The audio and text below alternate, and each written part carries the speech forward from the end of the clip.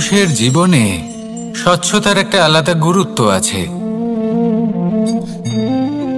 যদি আপনি নিজেকে স্বচ্ছ রাখেন তাহলে আপনার নিজেরও ভালো লাগবে, সামনের ব্যক্তিরও ভালো লাগবে, একটা অন্যরকম প্রভাব পড়বে।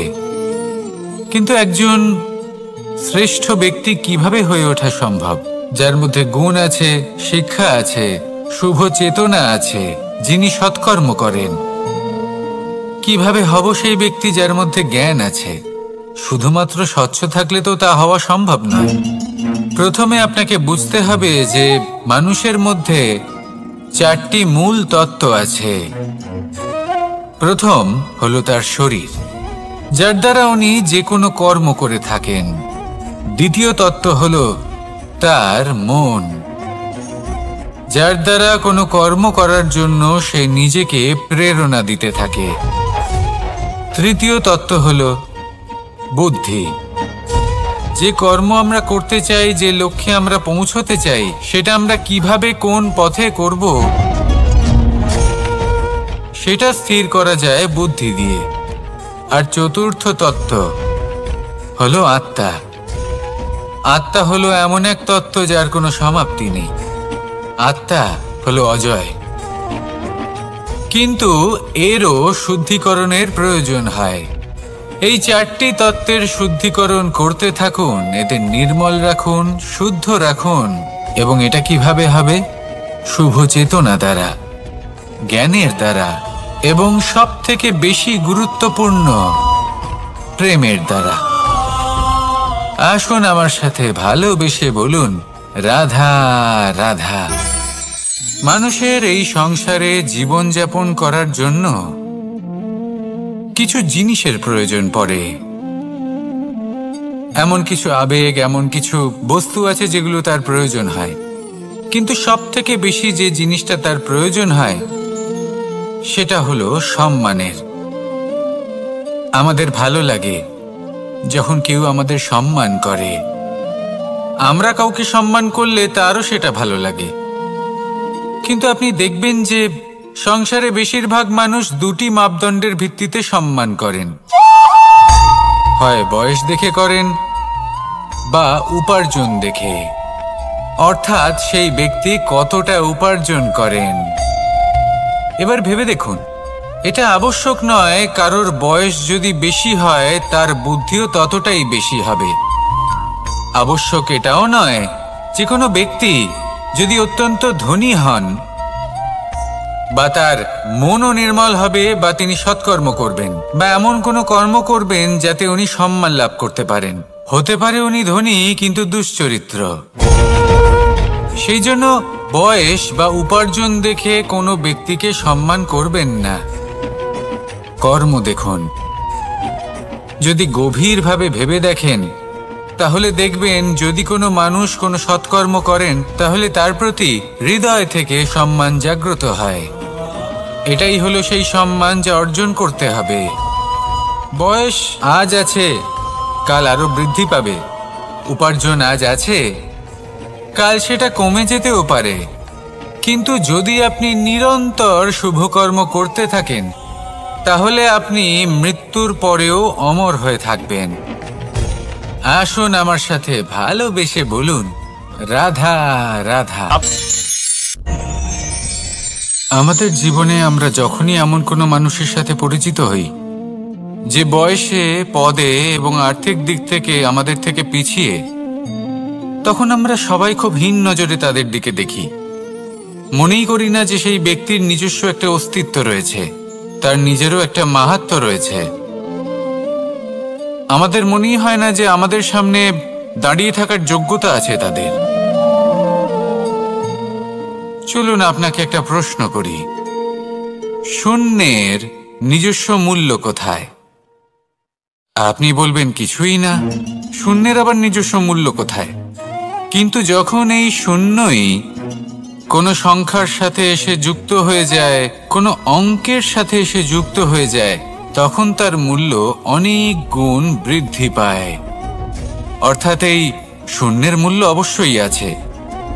আর আমাদের জীবনেও এমন কিছু ব্যক্তি থাকেন, তাদের দেখে মনে হয় যে এদের কোনো মূল্যই নেই, কিন্তু যখন এই ব্যক্তি কারোর সাথে এসে জুড়ে যান, তখন তার মূল্য সেই ব্যক্তির বৃদ্ধি ঘটায়।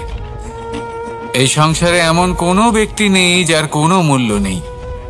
যদি আমরা ধনুকের কথা বলি, তাহলে তার জন্য একটি দড়ির প্রয়োজন হয়, যেটি প্রত্যঞ্চা হিসেবে ব্যবহৃত হয়। যদি এই প্রত্যঞ্চা না থাকে, তাহলে ধনুকের কোনো মূল্যই থাকে না। যদি প্রত্যঞ্চা না থাকে, তাহলে ধনুকের অস্তিত্ব অসম্পূর্ণ থেকে যায়। এই সংসারে যে কোনো ব্যক্তি হোক বা যে কোনো বস্তু হোক, প্রত্যেকের নিজস্ব একটি মূল্য আছে। তার সম্মান করুন, সামনে অগ্রসর হন, আর আমার সাথে ভালোবেসে বলুন, রাধা রাধা। মানুষের জীবনে উন্নতি লাভ করার জন্য 3টি স্তম্ভের প্রয়োজন হয়। প্রথম স্তম্ভ শিক্ষা। এই শিক্ষা আমাদের জ্ঞান প্রদান করে। দ্বিতীয় স্তম্ভ ব্যবসা, যার দ্বারা আমরা ধন উপার্জন করি। তৃতীয় স্তম্ভ হলো আমাদের ঈশ্বর, আমাদের ইষ্ট। এনার সাথে যদি আমরা জুড়ে থাকতে পারি, তাহলে এমন একটা মানসিক বল আপনি লাভ করবেন, যেটা এই সংসারে আর কোথাও পাওয়া সম্ভব নয়। কিন্তু মানুষ অনেক সময় জীবনে এই 3টি স্তম্ভ লাভ করা সত্ত্বেও সামনে অগ্রসর হতে পারেন না। তখনও জীবনে কঠিন পরিস্থিতি আসতেই থাকে। এমনটা ঠিক কেন হয়? কারণ সে জীবনে এই 3টি স্তম্ভ লাভ করে নেয়, জীবনে প্রয়োগও করে, কিন্তু তার ভিতের কথা সে ভুলেই যায়। যেমন প্রথম স্তম্ভ অর্থাৎ শিক্ষা।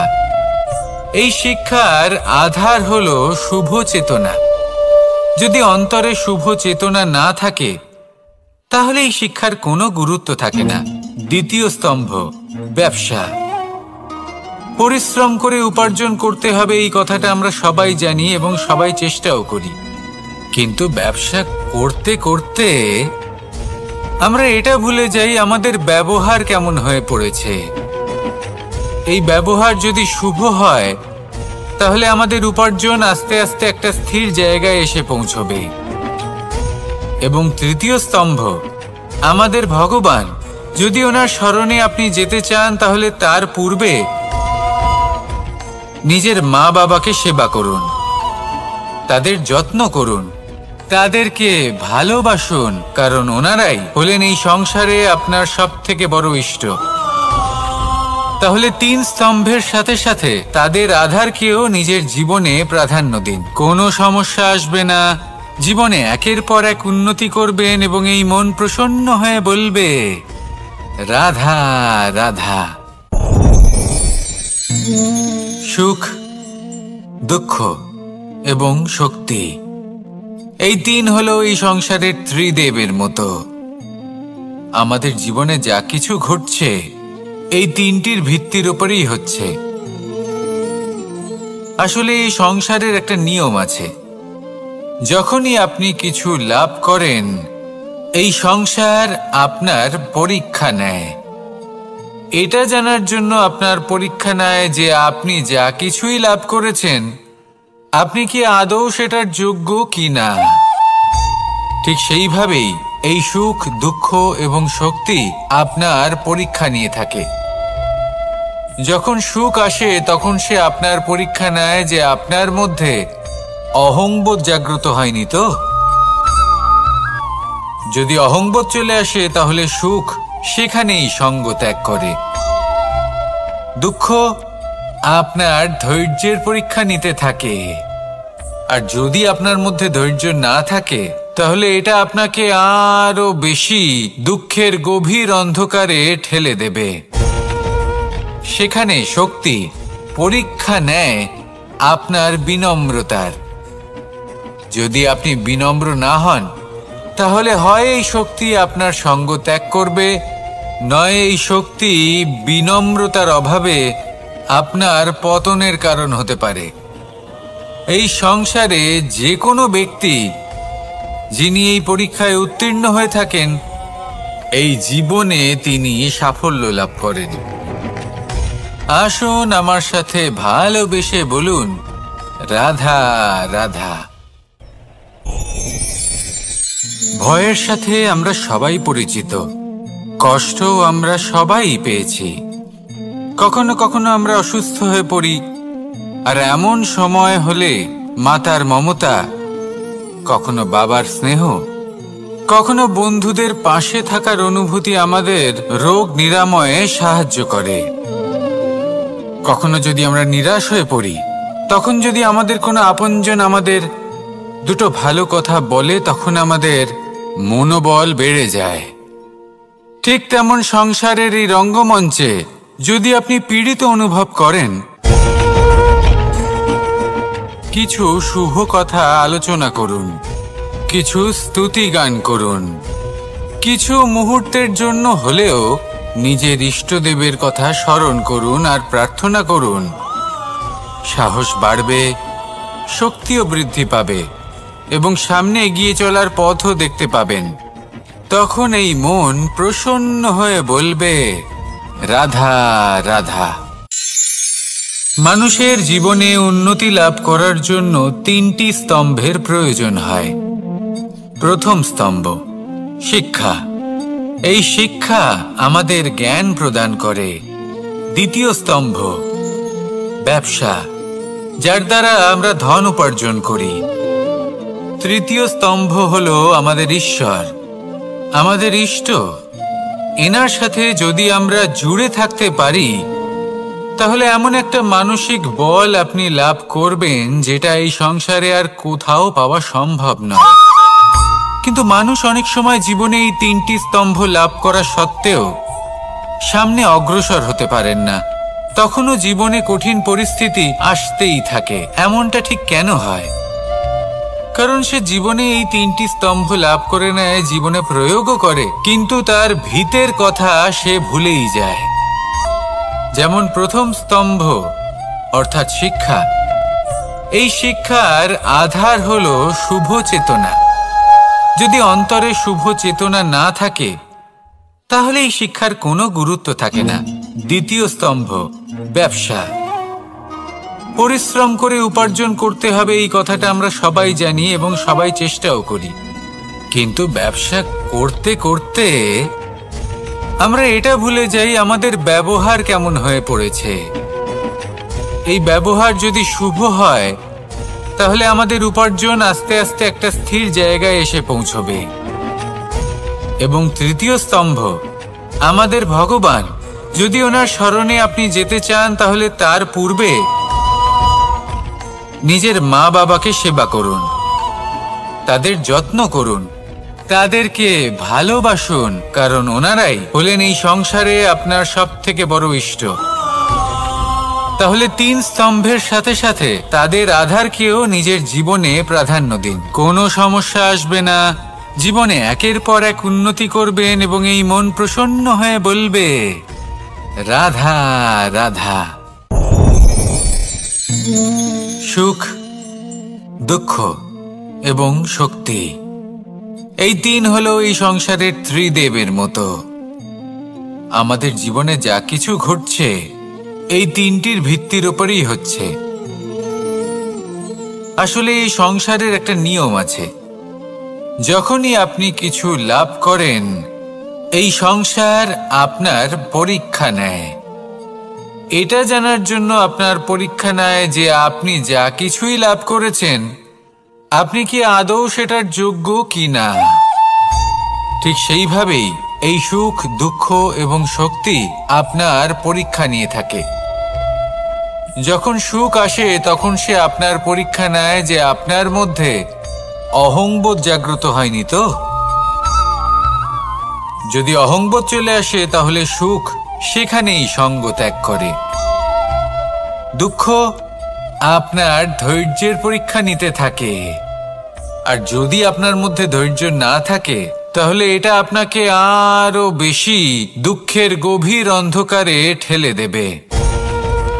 সেখানে শক্তি পরীক্ষা নেয় আপনার বিনম্রতার। যদি আপনি বিনম্র না হন, তাহলে হয় এই শক্তি আপনার সঙ্গ ত্যাগ করবে, নয় এই শক্তি বিনম্রতার অভাবে আপনার পতনের কারণ হতে পারে। এই সংসারে যে কোনো ব্যক্তি যিনি এই পরীক্ষায় উত্তীর্ণ হয়ে থাকেন, এই জীবনে তিনি সাফল্য লাভ করেন। আসুন আমার সাথে ভালোবেসে বলুন, রাধা রাধা। ভয়ের সাথে আমরা সবাই পরিচিত, কষ্টও আমরা সবাই পেয়েছি। কখনো কখনো আমরা অসুস্থ হয়ে পড়ি, আর এমন সময় হলে মাতার মমতা, কখনো বাবার স্নেহ, কখনো বন্ধুদের পাশে থাকার অনুভূতি আমাদের রোগ নিরাময়ে সাহায্য করে। কখনো যদি আমরা নিরাশ হয়ে পড়ি, তখন যদি আমাদের কোনো আপনজন আমাদের দুটো ভালো কথা বলে, তখন আমাদের মনোবল বেড়ে যায়। ঠিক তেমন সংসারের এই রঙ্গমঞ্চে যদি আপনি পীড়িত অনুভব করেন,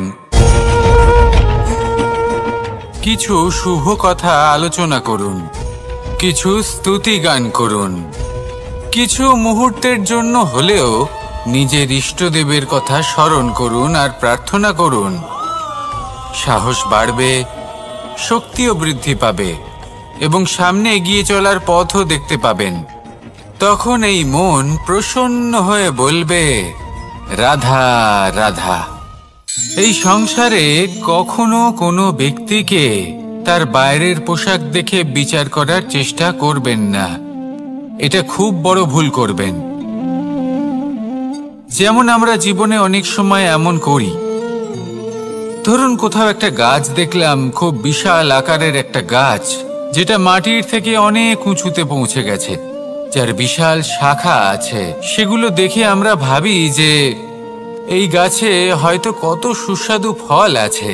আমরা সেই গাছের পরিচর্যা করতে থাকি। আবার অন্যদিকে হলো একটি তৃণ, যেটা মাটি থেকে কিছুটা উঁচুতে পৌঁছেছে, কিন্তু সেই তৃণর নিচে, মাটির নিচে অত্যন্ত সুস্বাদু ফল বা সবজি জন্ম নেয়, যা আমাদের স্বাস্থ্যের পক্ষে অত্যন্ত উপকারী। সেই জন্য কখনো আবরণ দেখে কাউকে বিচার করতে চেষ্টা করবেন না। তার বদলে এটা বোঝার চেষ্টা করুন যে আপনার সামনে যে ব্যক্তি আছে বা বস্তু আছে, তার বিশেষত্ব কি। যদি এই বিশেষত্ব বোঝার ক্ষমতা আপনি অর্জন করেন, যদি এই শিল্প আপনি নিজের ভেতরে জাগ্রত করেন, তাহলে এই সংসারে বিশেষত্ব কি সেটা আপনি জানতে পারবেন। আর এই সমস্ত খেলা দৃষ্টি থেকে নয়, দৃষ্টিভঙ্গি থেকে জন্ম নেয়। দৃষ্টিভঙ্গি সবসময় শুভ রাখুন আর আমার সাথে ভালোবেসে বলুন, রাধা রাধা। যখন আমরা কোনো বনে প্রবেশ করি, তখন এই সবুজ ঘাস দেখে, এই কোমল ঘাস দেখে আমাদের মন প্রফুল্ল হয়ে ওঠে। ভিন্ন ভিন্ন প্রজাতির ফুল, ভিন্ন ভিন্ন রঙের ফুল দেখে এই মন আনন্দে ভরে ওঠে। এখানে শিশুরা আনন্দ লাভ করে, বড়রা ভোজন গ্রহণ করেন, কথাবার্তা বলেন, হাঁটাহাঁটি করে বেড়ান। এবার ভেবে দেখুন, যখন এই উপবনের নির্মাণ হয়েছিল, সেই সময় যদি এই মাটিকে সঠিকভাবে খনন না করা হতো, যদি তাতে সঠিকভাবে বীজ রোপণ না করা হতো, যদি কোনো সংঘর্ষ না হতো, পরিশ্রম না করা হতো, যদি চলতে চলতে পায়ে কাঁটা না বিঁধে যেত, তাহলে এই সুন্দর বন দেখে আমরা কি এই আনন্দ লাভ করতে পারতাম? কখনোই নয়। ধরুন কোনো নদীর তটে সুন্দর একটি বন আছে, সেই বনের আনন্দ লাভ করতে গেলে আপনাকে সেই নদী পার করতেই হবে। যদি সুখের নদীর কাছে পৌঁছতে চান, তাহলে তটে যে কাঁটা রয়েছে সেগুলোর সাথে সংঘর্ষ করতেই হবে। এই সংসারে যদি আপনি সুখ লাভ করতে চান, তাহলে সুখ লাভের এই যাত্রা শুরু করতে হবে সংঘর্ষ দ্বারা। তাহলে সংঘর্ষকে স্বাগত জানান, এর পেছনেই সুখ রয়েছে যা আপনার জন্য অপেক্ষা করছে। এবার হাসুন আর আমার সাথে ভালোবেসে বলুন, রাধা রাধা। মানুষ সুখী জীবন যাপনের প্রতি এতটাই অভ্যস্ত হয়ে পড়ে যে একটা ছোট্ট সমস্যা এলেই সে সবার থেকে সাহায্য চাইতে শুরু করে দেয়। সে সাহায্য লাভও করে এবং সেই সংকট থেকে সে বেরিয়েও আসে। কিন্তু এই সাহায্য কিছু মুহূর্তের, আর কিছু মুহূর্তের হলো এই দুঃখ। এই 2 মুহূর্তের সাহায্যের জন্য আজীবন আপনি তার কাছে ঋণী হয়ে থাকেন। আর মানবিকতার খাতিরে আপনার মনে কৃতজ্ঞতা জেগে ওঠে, আর সেই কৃতজ্ঞতা বোধ হলো যে আপনি কখনো সেই ব্যক্তিকে ছাপিয়ে যেতেই পারবেন না। সেই জন্য জীবনে সবসময় চেষ্টা করবেন নিজেকে প্রস্তুত রাখতে সেই সব সমস্যার জন্য, সেই সব বাধার জন্য যেগুলো আপনার জীবনে আসতে পারে। ততক্ষণ সাহায্য চাইবেন না যতক্ষণ না অন্য কোনো পথ না থাকছে। সাহায্য চাওয়া অনুচিত নয়, কিন্তু সাহায্য চাইলে এবং সাহায্য পেলে আপনি আজীবন কৃতজ্ঞ এবং ঋণী হয়ে থাকবেন। আর তারপর একদিন আপনি পরিবর্তন দেখতে পাবেন যে কিভাবে আপনি ছোট ছোট সমস্যার জন্য সাহায্য না চেয়ে বড় বড় সমস্যার সম্মুখীন হতে প্রস্তুত হয়ে গেছেন। এটাই হলো সংসারের নীতি। এটাই পালন করুন আর আমার সাথে ভালোবেসে বলুন, রাধা রাধা। আপনি কখনো কাউকে পর্বতে আরোহণ করতে দেখেছেন? বা আপনি কখনো নিজে কোনো পর্বতে আরোহণ করেছেন? করে থাকলে আপনি এই বিষয়ে অবশ্যই জানবেন যে যখন আমরা শিখরের দিকে এগোই, ওপরের দিকে এগিয়ে চলি, তখন আমাদের একটু ঝুঁকে পথ চলতে হয়। তখনই আমরা সেই পর্বত আরোহণ করতে পারি।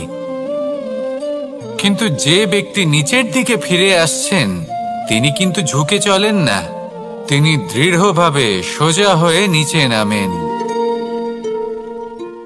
এই ভারসাম্য বজায় রাখার এই খেলাতে সংসারের একটা সার লুকিয়ে রয়েছে।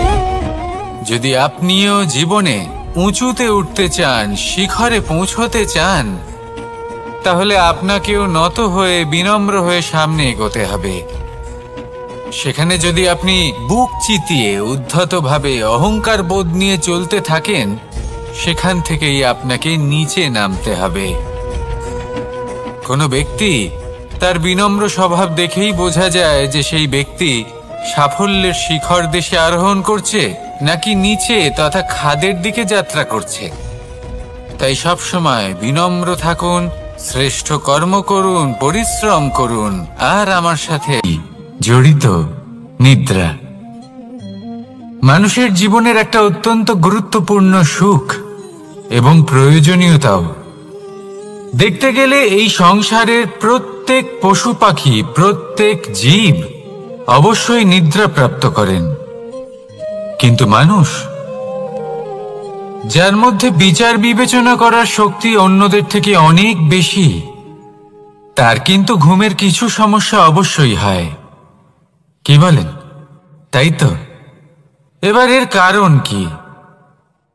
চিন্তা। এবার চিন্তা আমাদের সবার জীবনে আছে। আমরা সকলে জানি যে চিন্তা কখনো আমাদের সাহায্য করে না, তাও আমাদের জীবনে আছে। কেন? চিন্তার মাধ্যমে কি কখনো কোনো সমস্যার সমাধান হয়েছে? অর্থের চিন্তা করলে কি অর্থ লাভ হয়? ভবিষ্যতের চিন্তা করলে কি ভবিষ্যৎ ঠিক হয়ে যায়? স্বাস্থ্যের চিন্তা করলে কি স্বাস্থ্য নিজে থেকেই ঠিক হয়?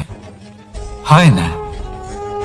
তাহলে এই সব কিছু থেকে আমাদের একটা ছোট্ট শিক্ষা অবশ্যই লাভ করা উচিত। আপনিও আপনার কাঁধ থেকে চিন্তার এই বোঝা নামিয়ে ফেলুন। আর ইচ্ছে, এই সব ইচ্ছে একত্রিত হয়ে আমাদের মনে চিন্তা উৎপন্ন করে। তাই এই চিন্তাগুলিকে ত্যাগ করুন। প্রকৃতির প্রেমের উপর বিশ্বাস রাখুন। মনে রাখবেন, যিনি চিন্তা মুক্ত হবেন তিনি চিতা মুক্ত হবেন। সুখের নিদ্রা প্রাপ্ত করুন, আর নিদ্রায় যাবার আগে আমার সাথে ভালোবেসে বলুন, রাধা রাধা।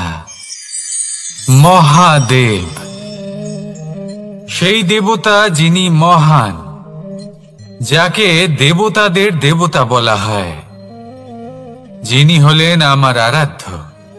কখনো আপনার মনে এই প্রশ্ন এসেছে যে শিবকেই কেন মহাদেব বলা হয়? অন্য কোনো দেবতাকে কেন বলা হয় না? সেই কারণ মহাদেবের মধ্যে, ওনার মধ্যে এমন এক বিশেষ গুণ রয়েছে যা অন্য কারণ নেই। তা হলো নিঃস্বার্থ হয়ে মানুষের সেবা করা। যদি প্রয়োজন পড়ে, যদি সৃষ্টির পথে বিনাশের কালো মেঘ ছেয়ে থাকে, তখন নিজের প্রাণের চিন্তা না করে হলাহল পান করার জন্য প্রস্তুত থাকেন মহাদেব। আর এই অদ্বিতীয় ত্যাগের জন্যই শিবকে মহাদেব বলে ডাকা হয়। এবার যদি কোনো মানুষও নিঃস্বার্থ ভাবনার দ্বারা নিজেকে অর্পণ করে দেয় এই জগতের কল্যাণের জন্য, মানুষের সেবার জন্য, তাহলে তিনিও মহাপুরুষ, মহামানব হতে পারেন। যদি কেউ অভুক্ত থাকেন, তাহলে নিজের থালা থেকে অর্ধেক খাবার তাকে দিয়ে দিন। যদি কেউ অসুস্থ হন, তাহলে তাকে সেবা করার, চিকিৎসা করার চেষ্টা করুন। এই জীবন শুধু নিজের জন্য নয়, অন্যদের প্রতি, সমস্ত সংসারের প্রতি উৎসর্গ করুন। যদি এইসব মানুষ শিখে যান, তাহলে তিনি মহাদেবের পথে অগ্রসর হতে পারেন। যদি মানুষ নিঃস্বার্থ ভাবনার দ্বারা এই সংসারের সেবা করতে শিখে যান, তাহলে তিনি নিশ্চিত রূপে মহামানব অবশ্যই হতে পারবেন। আসুন আমার সাথে ভালোবেসে বলুন, রাধা রাধা।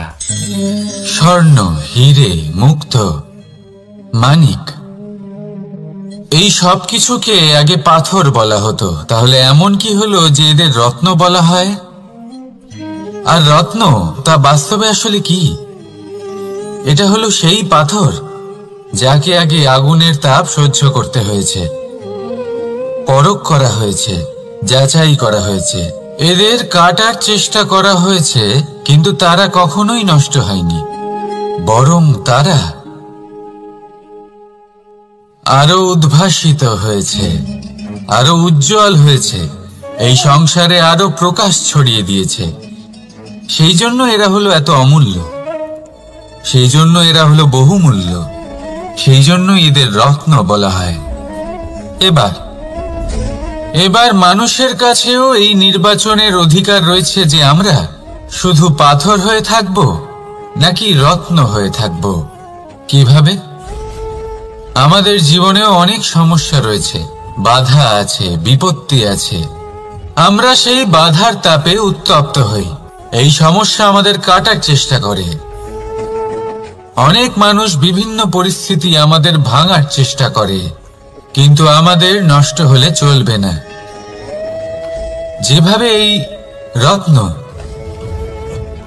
সমস্যার সম্মুখীন হয়ে পাথর থেকে রত্ন হয়েছে, সেইভাবেই আমাদেরও আমাদের সমস্যার সম্মুখীন হয়ে রত্ন হয়ে উঠতে হবে। এই সংসারে প্রকাশের স্রোত হয়ে উঠতে হবে। তাহলে এটাই করুন আর আমার সাথে ভালোবেসে বলুন, রাধা রাধা। সংসারে সব থেকে বড় শক্তি আসলে কি? কেউ বলবেন শারীরিক শক্তি, কেউ বলবেন অস্ত্রের শক্তি, কেউ বলবেন জ্ঞানের শক্তি। ঠিক আছে, কিন্তু যদি আমি বলি সংসারের সব থেকে বড় শক্তি হলো শক্তি কোনো এক তথ্যের, আজ্ঞে হ্যাঁ, তথ্য। এই তথ্য নিজেই কিন্তু খুব শক্তিশালী, অত্যন্ত শক্তিশালী অস্ত্র হলো এই তথ্য। আর সত্যি বলতে, অনুচিত তথ্যের থেকে অনেক বেশি ঘাতক হলো অসম্পূর্ণ তথ্য। যেরকম আজ শাম্ব রুক্মির সাথে করেছে, ওকে অসম্পূর্ণ তথ্য দিয়েছে, তার ফলে বিনাশ হলো।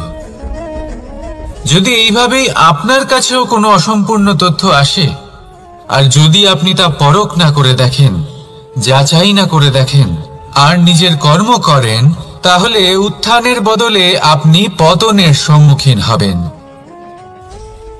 বিকাশের বদলে আপনার বিনাশ হয়ে যাবে। মনে রাখবেন একটা অত্যন্ত গুরুত্বপূর্ণ কথা,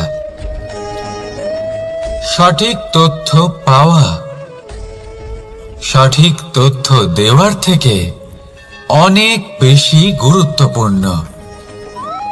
আশা করি এই কথা আপনি বুঝেছেন। জীবনে যখনই কোনো তথ্য আপনি পাবেন, সেই বিষয়ে ভেবে দেখুন, পরখ করে দেখুন, যাচাই করুন, তারপর নিজের কর্ম করুন। আর আমার সাথে ভালোবেসে বলুন, রাধা রাধা। ধর্ম এবং প্রেম, এই দুই হলো একই মুদ্রার দুই পিঠ। যদি এদের মধ্যে কোনোটা নষ্ট হয়ে যায়, তাহলে দ্বিতীয়টাও থাকে না। কখনো ভেবেছেন এমন কেন হয়? তার জন্য আগে আপনাকে বুঝতে হবে যে ধর্ম আসলে কি। ধর্ম সেটাই যা এই সংসারের প্রত্যেক মানুষকে একে অপরের সাথে সুখ এবং শান্তিতে থাকতে প্রেরণা যোগায়। এই প্রেরণার আধার হলো প্রেম। প্রেম সেটাই যা আপনার মধ্যে অন্য কারোর প্রতি করুণাবোধ জাগিয়ে তোলে, সম্মান জাগিয়ে তোলে। এবার যদি প্রেম চলে যায়, তাহলে সবার আগে বিনাশ হবে সম্মান আর করুণাবোধের। এবার যেখানে না প্রেম রয়েছে, না সম্মান রয়েছে, না করুণা রয়েছে, সেখানে ধর্ম কিভাবে বাস করবে?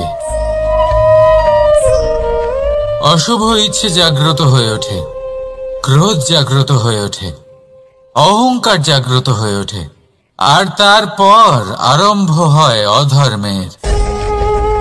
তাই যা যা ভাবনা আপনার অন্তরে প্রবেশ করছে করতে দিন, কিন্তু যাই হোক না কেন এই প্রেমকে নিজের থেকে দূরে যেতে দেবেন না। এই প্রেমকে চিরকাল নিজের কাছে রাখুন, নিজের হৃদয়। আর এই প্রেম ভাব নিয়ে বলুন, রাধা রাধা। মানুষের জীবনে উন্নতি লাভ করার জন্য তিনটি স্তম্ভের প্রয়োজন হয়। প্রথম স্তম্ভ শিক্ষা। এই শিক্ষা আমাদের জ্ঞান প্রদান করে। দ্বিতীয় স্তম্ভ ব্যবসা, যার দ্বারা আমরা ধন উপার্জন করি। তৃতীয় স্তম্ভ হলো আমাদের ঈশ্বর, আমাদের ইষ্ট। এনার সাথে যদি আমরা জুড়ে থাকতে পারি, তাহলে এমন একটা মানসিক বল আপনি লাভ করবেন যেটা এই সংসারে আর কোথাও পাওয়া সম্ভব নয়। কিন্তু মানুষ অনেক সময় জীবনে এই তিনটি স্তম্ভ লাভ করা সত্ত্বেও সামনে অগ্রসর হতে পারেন না। তখনও জীবনে কঠিন পরিস্থিতি আসতেই থাকে। এমনটা ঠিক কেন হয়?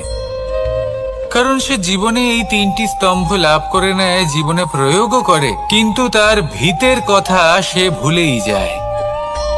যেমন প্রথম স্তম্ভ অর্থাৎ শিক্ষা। এই শিক্ষার আধার হলো শুভ চেতনা। যদি অন্তরে শুভ চেতনা না থাকে, তাহলে এই শিক্ষার কোনো গুরুত্ব থাকে না। দ্বিতীয় স্তম্ভ ব্যবসা। পরিশ্রম করে উপার্জন করতে হবে, এই কথাটা আমরা সবাই জানি এবং সবাই চেষ্টাও করি। কিন্তু ব্যবসা করতে করতে আমরা এটা ভুলে যাই আমাদের ব্যবহার কেমন হয়ে পড়েছে। এই ব্যবহার যদি শুভ হয়, তাহলে আমাদের উপার্জন আস্তে আস্তে একটা স্থির জায়গায় এসে পৌঁছবে। এবং তৃতীয় স্তম্ভ আমাদের ভগবান। যদি ওনার স্মরণে আপনি যেতে চান, তাহলে তার পূর্বে নিজের মা বাবাকে সেবা করুন, তাদের যত্ন করুন, তাদেরকে ভালোবাসুন, কারণ ওনারাই হলেন এই সংসারে আপনার সবথেকে বড় ইষ্ট। তাহলে তিন স্তম্ভের সাথে সাথে তাদের আধারকেও নিজের জীবনে প্রাধান্য দিন। কোনো সমস্যা আসবে না, জীবনে একের পর এক উন্নতি করবেন এবং এই মন প্রসন্ন হয়ে বলবে, রাধা রাধা। সুখ, দুঃখ এবং শক্তি, এই তিন হলো এই সংসারের ত্রিদেবের মতো। আমাদের জীবনে যা কিছু ঘটছে এই তিনটির ভিত্তির উপরেই হচ্ছে। আসলে এই সংসারের একটা নিয়ম আছে। যখনই আপনি কিছু লাভ করেন, এই সংসার আপনার পরীক্ষা নেয়। এটা জানার জন্য আপনার পরীক্ষা নেয় যে আপনি যা কিছুই লাভ করেছেন, আপনি কি আদৌ সেটার যোগ্য কি না। ঠিক সেইভাবেই এই সুখ, দুঃখ এবং শক্তি আপনার পরীক্ষা নিয়ে থাকে। যখন সুখ আসে তখন সে আপনার পরীক্ষা নেয় যে আপনার মধ্যে অহংবোধ জাগ্রত হয়নি তো। যদি অহংবোধ চলে আসে তাহলে সুখ সেখানেই সঙ্গ ত্যাগ করে। দুঃখ আপনার ধৈর্যের পরীক্ষা নিতে থাকে, আর যদি আপনার মধ্যে ধৈর্য না থাকে তাহলে এটা আপনাকে আরো বেশি দুঃখের গভীর অন্ধকারে ঠেলে দেবে। সেখানে শক্তি পরীক্ষা নেয় আপনার বিনম্রতার। যদি আপনি বিনম্র না হন তাহলে হয় এই শক্তি আপনার সঙ্গ ত্যাগ করবে, নয় এই শক্তি বিনম্রতার অভাবে আপনার পতনের কারণ হতে পারে। এই সংসারে যে কোনো ব্যক্তি যিনি এই পরীক্ষায় উত্তীর্ণ হয়ে থাকেন, এই জীবনে তিনি সাফল্য লাভ করেন।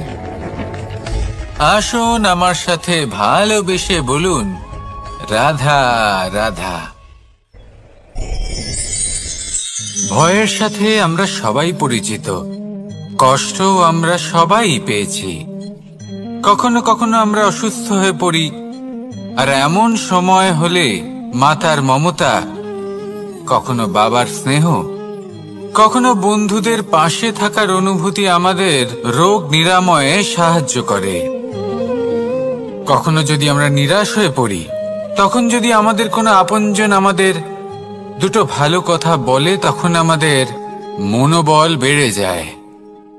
ঠিক তেমন সংসারের এই রঙ্গমঞ্চে যদি আপনি পীড়িত অনুভব করেন,